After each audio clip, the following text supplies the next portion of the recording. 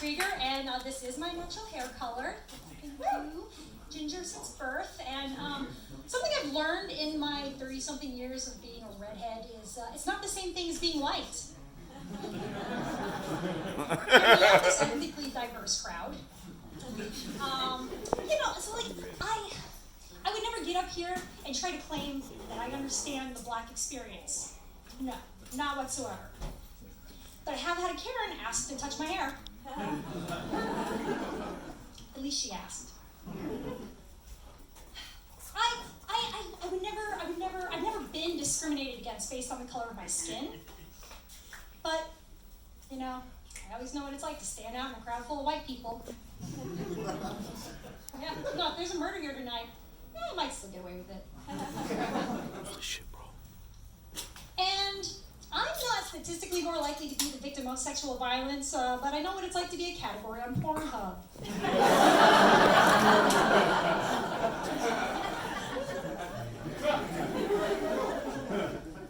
Representation matters. Speaking of Pornhub, my titties, let's talk about them. They're called Reno and Vegas, because one's not as big and flashy as the other, but just as much fun to visit.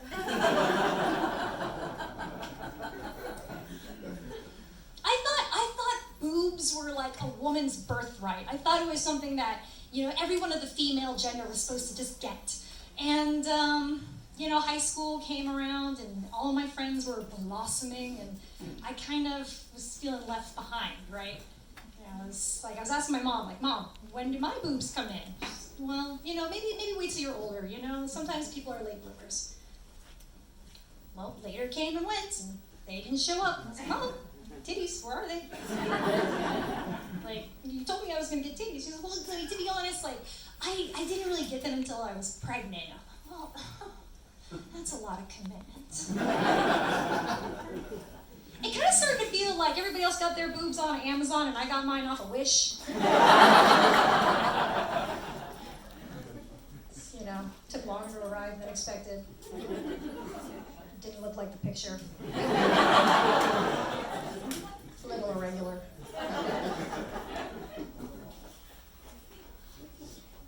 The other day I'm laying in a hammock eating avocado toast and day drinking. The whole millennial package. And I get to wondering, if a man has an idea in the middle of the woods and there's not a woman around to hear it, is it still a bad idea?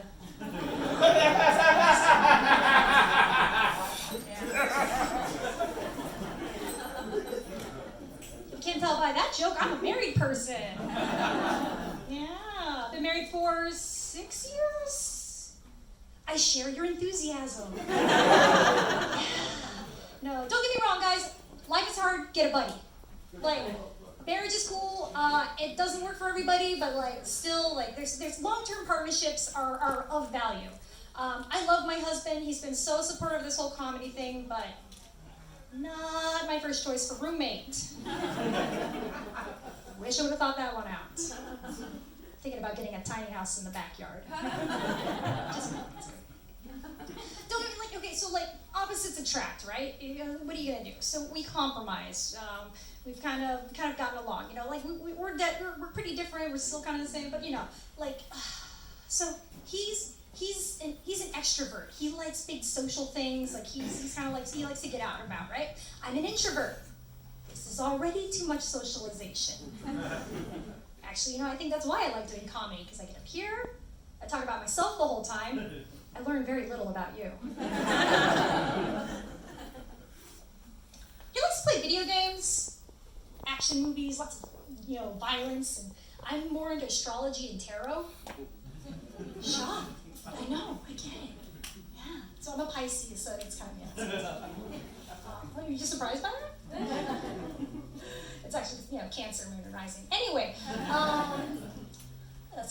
he identifies as monogamous, and I'm slut curious.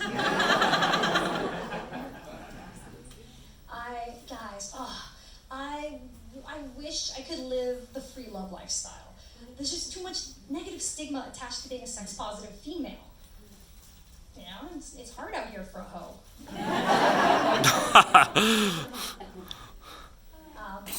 When I was single, I practiced serial monogamy. Yeah, beach towns would know what that means. So, okay, for the rest of y'all, so serial monogamy, instead of sleeping with a bunch of different people all at the same time, you space them out, like a little bit of a conga line, you know. So, yeah, I spent my 20s going from sexually based relationship to sexually based relationship. I never ended well. Shocker. What I'm trying to say is I was basically just swinging from dick to dick like a thirsty Tarzan.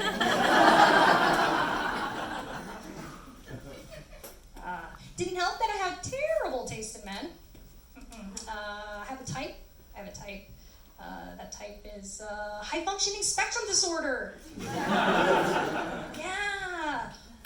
So no, cool. So my husband, you know, I really appreciate. He's open-minded. You know, because we've talked about it. I still get crushes. You know, it's not something that just changes. So our agreement is if I am interested in pursuing somebody else, I come to him first. We talk it out, negotiate some boundaries, and from there, I'm free to continue to be rejected by emotionally unavailable men. You guys are cool. Thank you guys so much for coming out tonight. This is awesome. Make sure that you are showing some love for all the comedians out here tonight. We're so close to the Space Coast. I want to let you guys in on a little secret about me. When I was a little kid, I wanted to be an astronaut.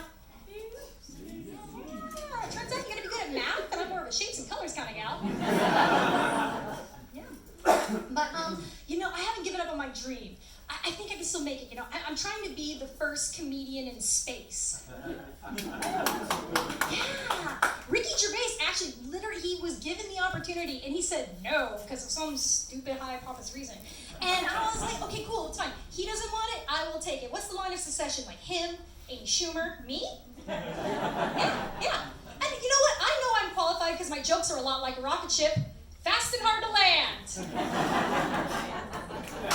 Hey.